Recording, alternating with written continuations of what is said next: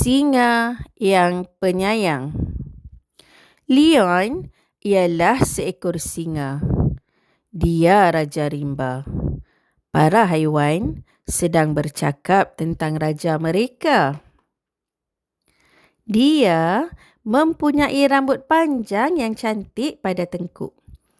Dia sangat kacak. Dialah raja paling tampan di seluruh rimba. Para haiwan sangat kagum akan raja mereka. Lihat cara dia berjalan. Dia benar-benar berjalan seperti raja. Dia mempunyai suara yang lantang apabila bercakap. Setiap haiwan memperkatakan kebaikan Leon Raja Rimba.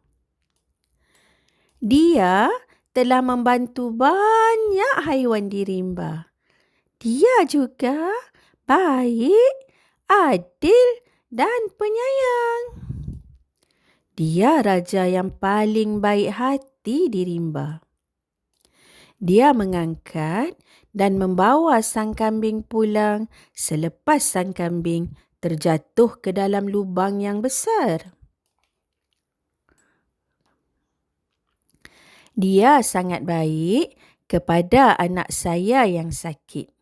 Dia meminta doktor datang untuk merawat si pipit kecil saya. Saya sangat gembira. Semua haiwan tersenyum dan bersetuju antara satu sama lain. Ya, saya setuju. Ya, dialah raja yang terbaik. Saya gembira kerana dia raja kita. Apabila Raja Rimba lalu, haiwan-haiwan lain memberi laluan kepadanya. Mereka menundukkan kepala kepada Raja Rimba. Mereka hormat kepadanya. Sang keldai tidak hormat kepada Raja Rimba. Dia tidak mahu tunduk kepada Raja Rimba. Aku tidak akan tunduk kepada Raja Rimba. Aku tidak suka dia. Mengapakah semua haiwan perlu tunduk kepadanya? Sang keldai berasa cemburu terhadap Raja Rimba. Aku akan tunjukkan kepada haiwan lain bahawa aku tidak takut dengan Raja Rimba. Ha ha ha, lihat cara dia berjalan. Dia begitu kekok. Dia fikir dia sangat tampan. Sebenarnya dia hodoh. Lihat rambut panjang pada tengkuknya. Sangat tidak kemas. Si musang dan sang harimau marah dengan kata-kata sang keldai. Bagaimanakah sang keldai boleh berkata-kata seperti itu tentang raja kita? Dia sangat biadab kerana mempermainkan raja kita. Haiwan-haiwan lain juga marah kepada sang keldai. Mereka memandangnya sambil menggeling-gelingkan kepala. Saya berasa sedih mendengar kata-kata sang keldai, tetapi saya tidak mahu memarahinya. Sang keldai berjalan ke arah sebatang pokok.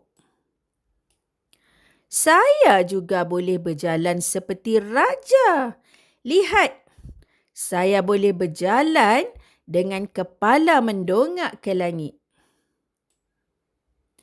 Tiba-tiba terdengar bunyi sesuatu yang kuat. Rupa-rupanya sang keldai terjatuh kerana terlanggar pokok. Gedebuk. Aduh, sakitnya hidung saya. Hidung saya berdarah. Raja Rimba melihat sang kardai dalam kesakitan.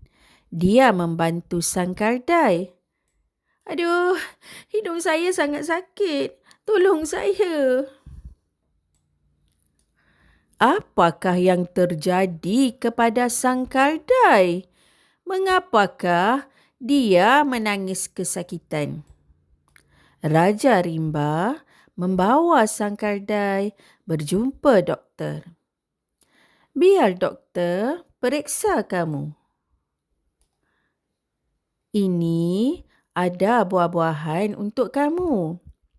Leon ialah raja yang sangat baik. Walaupun sang kardai mengejeknya, namun raja kita masih melayannya dengan baik. Berehatlah dan jaga diri kamu baik-baik. Sang kardai menyesal akan perbuatannya. Dia meminta maaf kepada Raja Rimba.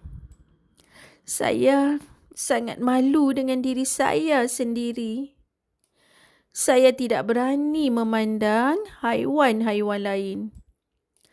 Saya minta maaf, Raja Rimba. Saya tidak sepatutnya mengejek Raja Rimba. Tolong maafkan saya.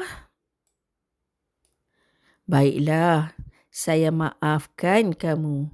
Ingat, kamu mesti sentiasa menghormati haiwan lain, tidak kira tua atau muda.